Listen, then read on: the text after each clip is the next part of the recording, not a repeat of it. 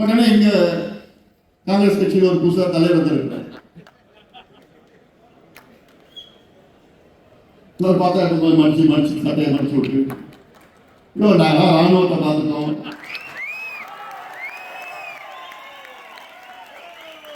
துப்பாக்கி சூட பார்த்துட்டோம்,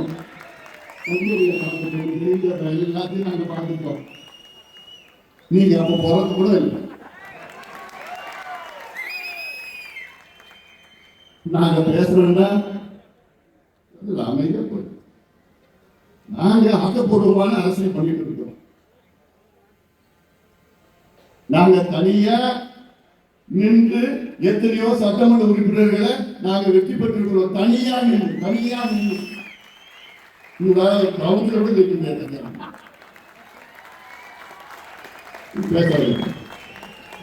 அங்க கர்நாடகாவில் டி.கே. சிவகுமார் வந்து குழந்தையை கிள்ளி விடுவாராம்.